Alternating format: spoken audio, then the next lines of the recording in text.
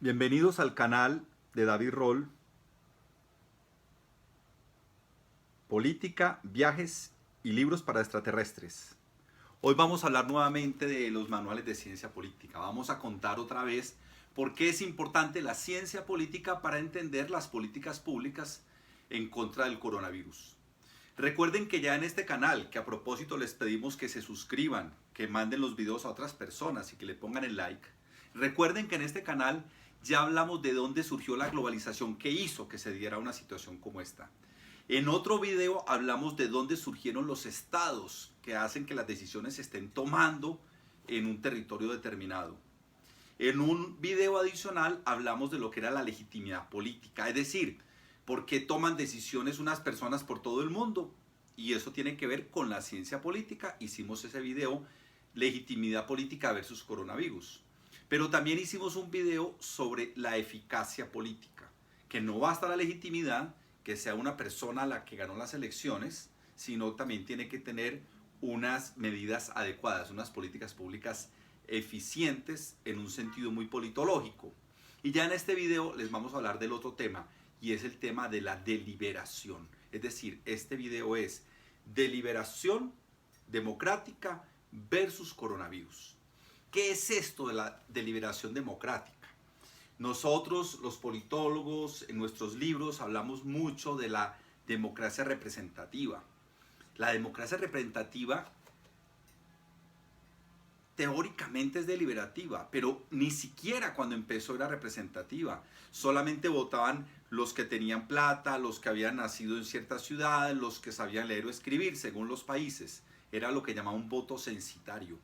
Entonces votaban unos cuantos y además decidían unos cuantos muy seleccionados en parte por su origen.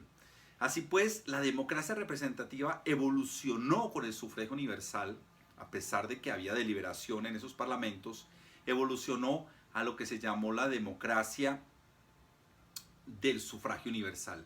Ahí sí ya votaba todo el mundo, incluso llegaron a empezar a votar las mujeres tardíamente, pero se logró esa universalización. Y tenemos una democracia representativa. Se supone que los que están allá representan a la sociedad. Es una ficción.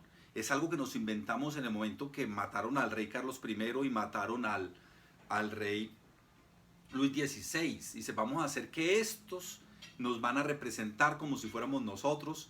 Y entonces viene toda esta evolución del sistema electoral mundial, especialmente por allá en 1830, cuando se elige lo que llama el mandato libre. El mandato libre, que es obra de Edmund Burke, dice que el que toma las decisiones no lo hace como un mandado de los que le votaron por él, sino lo que hace con su libre saber y entender por el bien de los representados. Así pues, tenemos que para principios del siglo pasado se decía eso, se decía que el mandato imperativo estaba prohibido y ya el mandato libre era lo más importante. Solamente los que están ahí hacen lo que quieren, pero ese lo que quieren se puso muy en duda más adelante. Se dijo en los años 68, 69, sobre todo en París, pero también en Berkeley en Estados Unidos, y también en México y también en Colombia, alrededor de la Universidad Nacional, que debíamos ir a una democracia que no fuera así tan delegativa, que esa gente nos representa, son como unos delegados nuestros, y ellos hacen más o menos lo que quieren, porque ya el mandato imperativo se había acabado y lo que había era mandato libre, que cada cual hacía lo que bien le pareciera. Pues bien, cuando se va al Mayo francés, la gente sale y dice la imaginación al poder. Queremos una democracia que sea una democracia participativa. Pero eso era muy complicado, porque ¿cómo hacer una democracia participativa? O sea, ¿cómo va a ser para que todo el mundo participe en todas las decisiones? Y empezaron a inventarse muchas figuras. Esas figuras las conocemos hoy en día, finalmente fueron incluidas en nuestra Constitución del 91, que son las consultas, los plebiscitos, los referendos, pero también los presupuestos participativos, las audiencias públicas, muchas figuras en las cuales la gente dice, no es que yo vote y me quedo a un lado, sino que yo voto y estoy participando, estoy deliberando permanentemente. Entonces vino la idea de la democracia participativa pero esa idea de que lo iba a reemplazar a la representativa no se pudo. La democracia participativa se volvió más bien una democracia complementaria de la representativa. Entonces la gente va y vota, y además de que vota, participa en determinadas decisiones. Pero viene un nuevo concepto a complementar todos estos. Ya no se trata solamente de que haya legitimidad, de que haya eficacia, de que haya un mandato libre, sino que en este momento se está diciendo que además las decisiones que se tomen en los congresos deben ser unas decisiones que procedan de la deliberación nacional. Incluso antes de que existiera el internet se decía esto, lo decía Habermas, lo decía Fiskin. Dice, no, debe haber una deliberación, no se trata de que uno vaya a pupitrazo aprueba algo. Así como hay una deliberación allá, debe haber una deliberación en la sociedad. Y la democracia se legitima en la medida en que estos señores que están en los congresos tomen decisiones basadas en lo que la sociedad ya ha dicho, en la que la sociedad ha acordado. Ahora, ¿cómo se lograba esto cuando no había internet? A través de los medios de comunicación, a través de la prensa sobre todo, a través de las universidades y también, por qué no decirlo, de los cafés, de las tertulias. Entonces la democracia deliberativa era que uno convencía a la gente de una u otra política pública, y para ello se requería entonces un tiempo específico. ¿Y ese tiempo específico en qué consistía? Ese tiempo específico consistía sobre todo en que uno trataba de, mediante una serie de pedagogía colectiva, llegar a unos acuerdos sobre lo que debía aprobarse. Les voy a dar un ejemplo. En 1995, una comisión de reforma a los partidos en Colombia decidió que había que hacer el umbral, la lista única, la democracia interna, la prohibición de avales, pero eso solo se aprobó en el 2003. Cuando se aprobó en el 2003 y lo aprobó un Congreso que incluso no estaba respaldado por el presidente en ese sentido, o por lo menos no con mucha fuerza, era porque ya los académicos, los expertos, habíamos convencido a la sociedad de que esto era importante. Eso es la democracia deliberativa. Claro, hay cuestiones muy complicadas en las cuales la gente no se pone de acuerdo, y para eso existe la democracia. Mire, entonces, ¿qué hacemos con esto que no hemos puesto de acuerdo? Pues finalmente el Congreso, que es el que está ahí, decida. Y mire a ver si la sociedad está más para un lado o por otro. La mayoría del Congreso es la que decide. Cuando hay muchas dudas, pues se hace la consulta popular. Se puede hacer un plebiscito, se puede hacer un referendo, una consulta. Pero en general la idea es que los congresistas estén observando lo que dicen los expertos, lo que dicen los técnicos y lo que la sociedad dice. Hay que tener mucho cuidado porque a veces es una revista, un periódico y un canal de televisión que mandan en un país. Entonces la democracia sí debe ser mucho más amplia, que sea de diferentes ideologías, diferentes universidades, diferentes orígenes, sobre todo que sea también regional, para poder decir que se llegó a un consenso.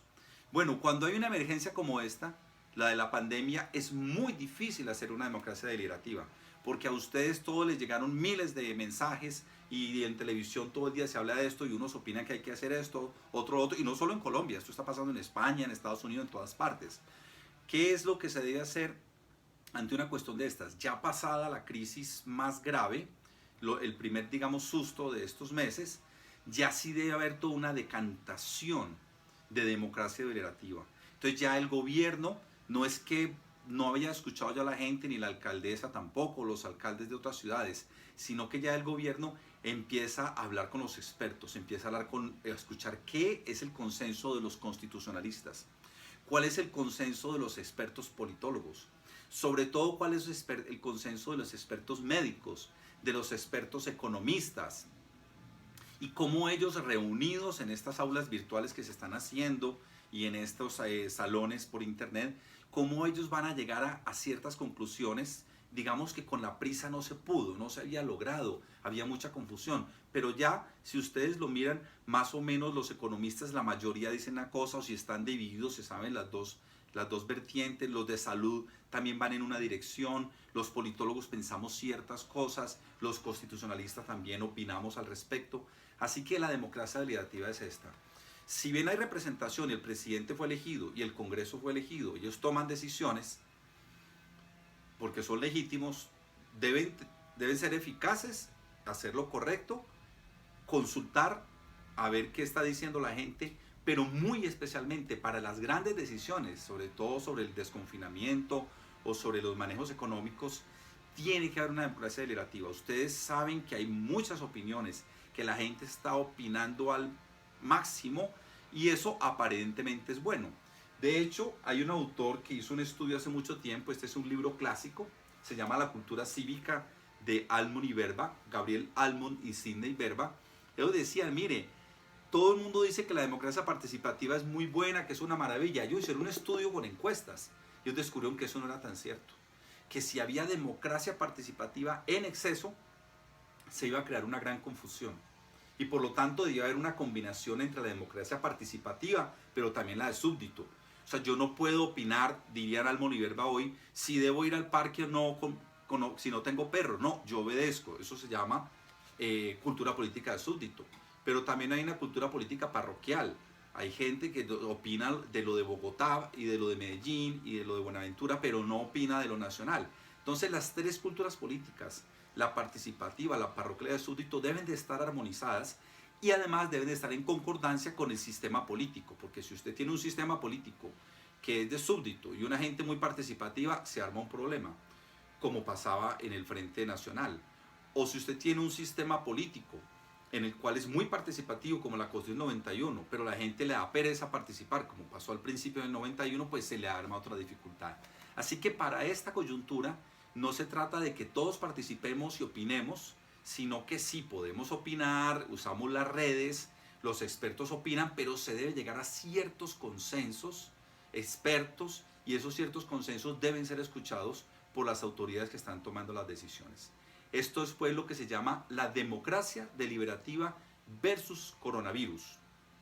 Y por lo tanto, vamos a seguir hablando de estos temas en este canal. Entonces, muchas gracias, bienvenidos a los nuevos suscriptores, gracias a los que se han estado aquí en varias oportunidades. No se les olvide poner like y mandárselo a las personas que les parezca oportuno. Este es el libro de que les estaba hablando, La cultura cívica de